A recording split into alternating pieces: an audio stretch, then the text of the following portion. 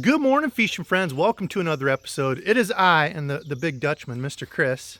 What's up, everybody? Hopefully we can find some fish today. It is foggy as all heck driving over here. It was a nice and relaxing ride though. Luckily no wildlife or anything. So it's cloudy. What do you think? What do you think we'll catch them on, Chris? What's your bet?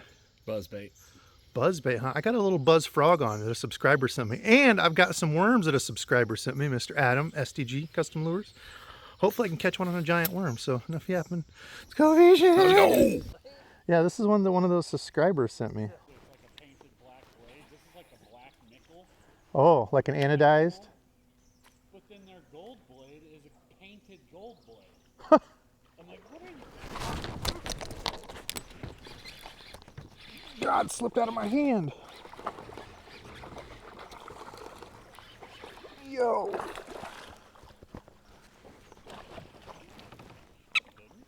Yo. Dude, pulled the rod out of my hands. Look at that. First fish of the day on the little sneaky JDM frog. Dude, this thing is actually pretty money. I forget which one was this. Easy. Just want to take a couple pictures. That's what I was gonna guess. 2 1/2, 2 3/4, 2 pound, 11 ounces. We'll take it. Chunky little dude right there. Thanks for eating, buddy. Well, like I said, I've been trying to throw some of these subscriber lures more. I know you all go out of your way to send stuff, and I honestly get caught up in things and just throwing stuff, and I don't make enough of a conscious effort sometimes, so here we are, throwing this cool little frog. This thing is neat.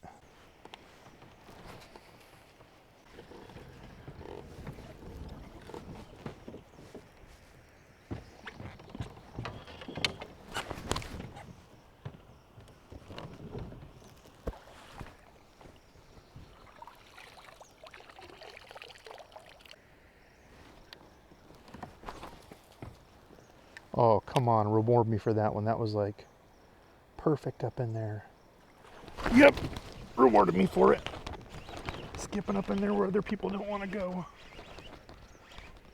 Oh, that's a good fish too. Oh yeah. Oh, solid one. Another 2 pounder.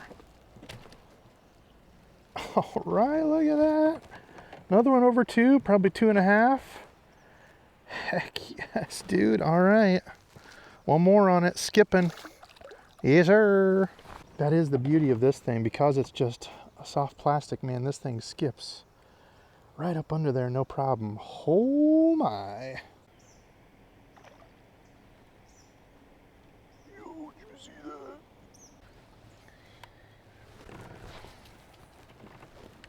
Oh.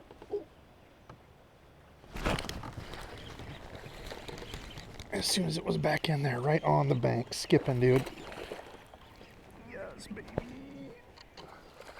Skipping the little froggy. Gosh, that's another solid fish. Yes, sir. Wow. Good start to the morning. No dinks at all on the little frog. Everything back up in there. Holy cow. Another one over 2. All right. Another over 2 pounder. Heck yes, dude. Woo! Good start to the morning. Well, we're 3 for 3 on blow-ups. And 3 for 3 fish over 2 pounds. Dash dang, I'll take that. Oh, sneaky little frog, man. Skipping it up under there. All right, well, there's a closer look at that thing. I know it looks silly, but it does look really good when it swims. It floats back up. It's a Laztec, so it doesn't just tear apart. Cool little, like, kind of ploppy, splashy action to it. Chris just whistled at me over there. He just caught another one too, I think, also on the frog. So, not bad for a little froggy. Oh, something just blew up over here.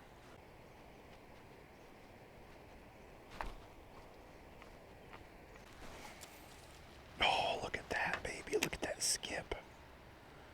Look at it skip through. Oh, yes. Oh, no. Oh. Skipping into the wood. That's the only scary bad thing. Oh, I don't know that. Oh, wow. Talk about heartbreak.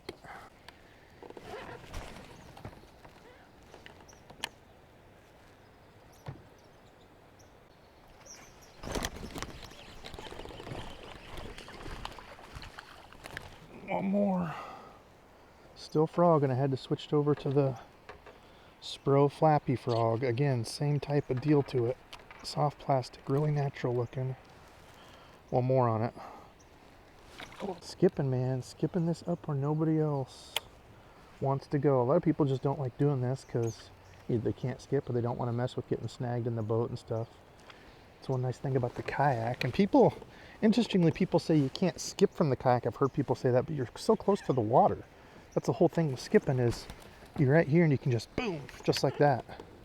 I personally think it's easier to skip from this. I will say I'm not as good at skipping this way, the backhand cast. We'll try it here just to see, just to show y'all. Whoa. Well, it got where I needed it, but that was not a skip.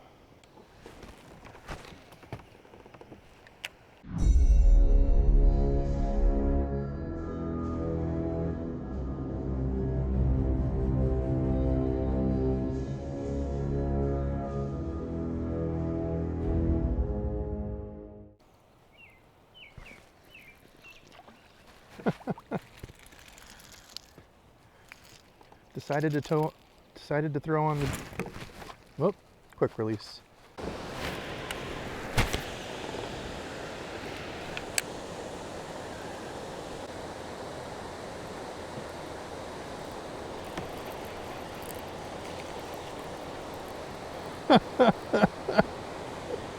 Well, I'm deep cranking out here for some bigger fish, and this is what we find.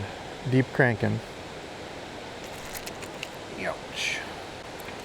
Can't believe he actually ate that thing. There we go. Absolute toad. Biggest of the day.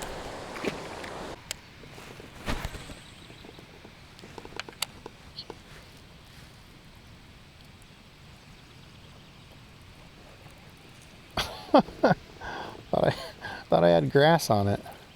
Holy cow. Debos crank is catching the absolute toads out here today. There we go, another toad. Debos crank.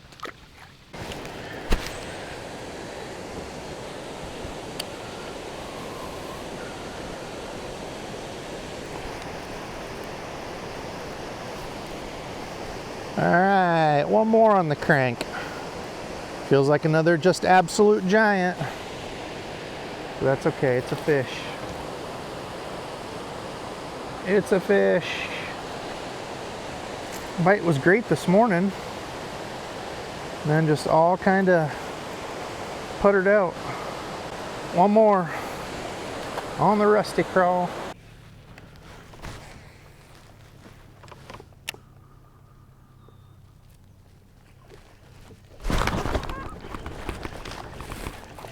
Right up on the bank.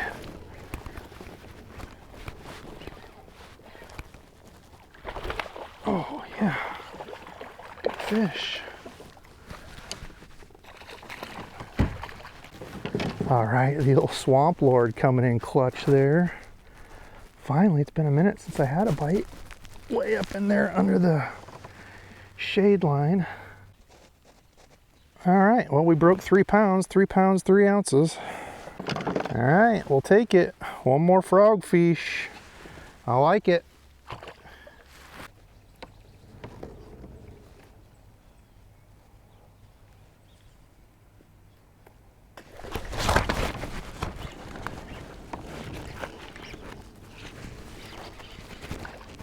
Got him.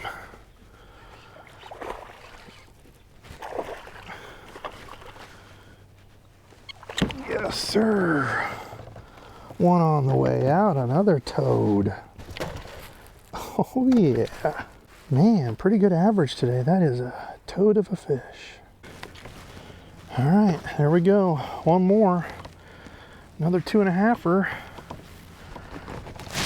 Thank you, feller. Okay, skipping the old Maverick, all black. Swamp Lord up under this. Some decent fish in here, multiple 2.5s. Finally got one over 3. All of them for me have come on skipping into the shade. Skipping in the shade. All right, Any more before I go here? That was a pleasant surprise.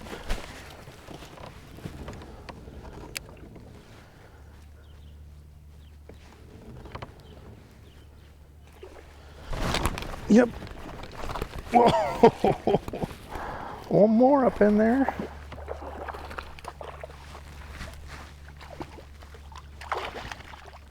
All right.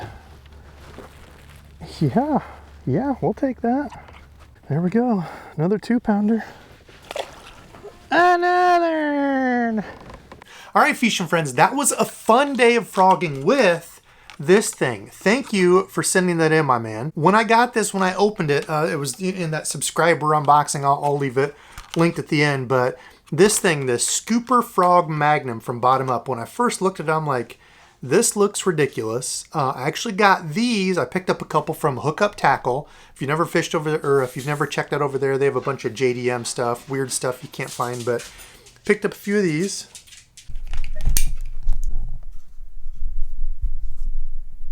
Somebody had to come say hi. Hi, Mr. Stubby Dog.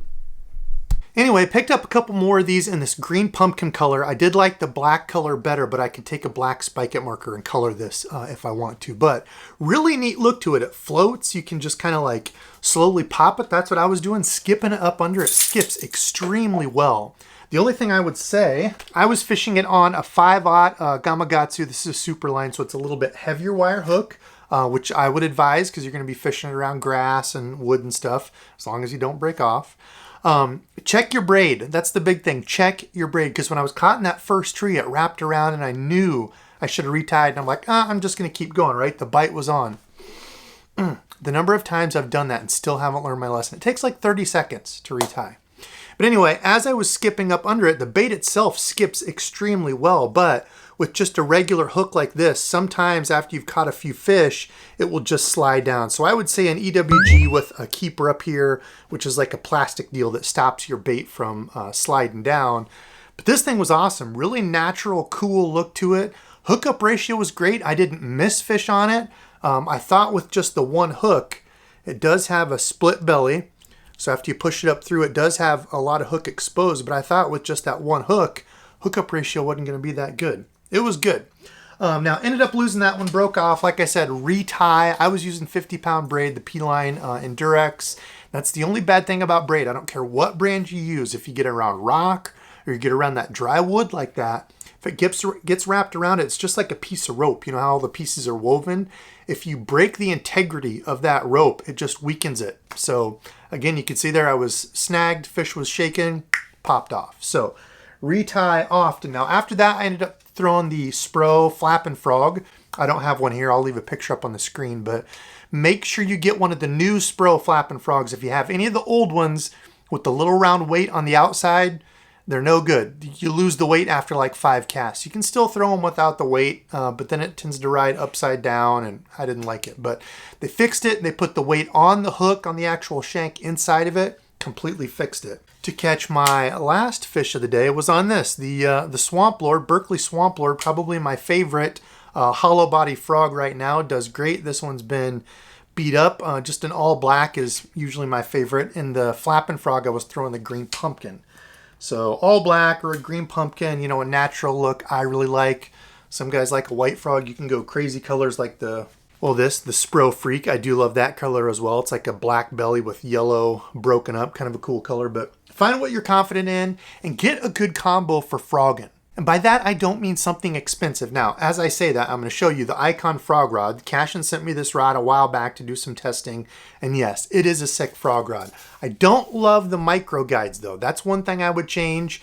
The tip is not a micro guide, but the kind of micro guides on it, I don't like for frogging. Because if you get into that cotton or some of that like hairy algae stuff, I've had it where it's got clogged at the tip or the first 2 eyelets and you can't reel in. It gets that clogged and people are like, oh, that can't happen. It's happened to me multiple times. Try it. So I don't love the micro guides on this. I wish they were a little bit bigger, but the rod itself, what I mean when I say get a good combo is something that you can cast and work well, because a lot of people just go out and buy like an extra heavy, right? Like they're fishing in the deepest, thickest, craziest of Okeechobee because they heard somebody say you need an extra heavy rod. Well, for me in the Midwest here, I don't fish like super crazy thick stuff. I fish some pretty thick stuff, but Usually a heavy rod, but something that you can cast and control and work the frog. I'm a big proponent of walking a frog or just kind of plopping it, something that I can work. If you have a telephone pole that's super tip heavy, it's not comfortable, frogging is not enjoyable. I've tried to use, other things and make it work. And again, doesn't mean you have to go expensive. I used an Abu Garcia, a Vendetta, the black and red ones, 7.4 heavy, had just enough of a tip. I love that rod, like $70 rod. So it doesn't have to be expensive. I don't mean that when I say get a good combo, but something that you can throw frogs comfortably, because I feel like that's something that people get a frog rod and they're like, oh, it feels like a broomstick. I hate it. It's a lot of work. I'll just go over to, fish this thing or whatever. You also need a reel that's going to be able to hold enough line. This is 50-pound braid. Used to go 65. This was my first break off on 50-pound of the year. Otherwise, the Endurex has done great. But 50, 65, I do not go below 50. That's just me. Something that holds enough line. So this is the old Corrado 200. The new Corrado would be great. Any type of 150 to 200-ish size is my favorite. And then I like something with bigger handles. This is the Gomexus. It's like their swim bait deal, but it's these larger paddle knobs, which I like. You can just like grab onto, and then a 100-millimeter handle. So it gives you more torque. People talk about speed and stuff. If you go too fast, you're going to lose torque. Well, another way you can kind of combat that is by going to a larger handle. It's just like if you're out working in the workshop, a little tiny short wrench, you can't get leverage on it. You use a big wrench, you can get a bunch of leverage. So that's why I like the bigger handles. Anything where I'm like flipping, pitching, anything where I'm going to get them in heavy wood and I really got a wrench and I'm going to be grinding on them, I like the bigger handles. So that's the combo. Those are the frogs, and I'm just excited to be back making videos. Some of the personal stuff has settled down. That'll be a live I'm going to talk through, but I appreciate the heck out of everybody reaching out to me. Today's fishing friend, all of you all, everybody that reached out, everybody that continues to watch the videos. I know it's been slow. I know I took like, 2-3 weeks off, and I apologize, but sometimes you got to take care of stuff. So comment below, did you have a favorite frog of the year? I know some places it's probably getting too cold for frogging and maybe you've already stopped, but did you have one through the year that worked good? Was it an old favorite, or was it something new like this crazy deal that I honestly thought nothing is going to eat this, and it's actually a little sleeper bait. So if you find some of these, I would say pick them up, give them a try. Skip really, really well. That was one of the other big things with this is not just going to the edges of stuff and throwing it and working it, skipping it up under there, getting up into those dark nooks and crannies. I've said that how many videos. Try to find places that other people don't want to hit. And that was the key to the deal, skipping it up under there in the shade and around wood. So more videos coming, frog and stuff pretty much over, I think. I might have one other video saved up. This was from like 2 months ago. You're probably like, wow, it was really green and stuff. Yeah, 2 months ago, I think, was the frogging video. But more videos. If there's other stuff y'all want to see, let me know. Otherwise, love y'all. Thanks for watching, and until next time.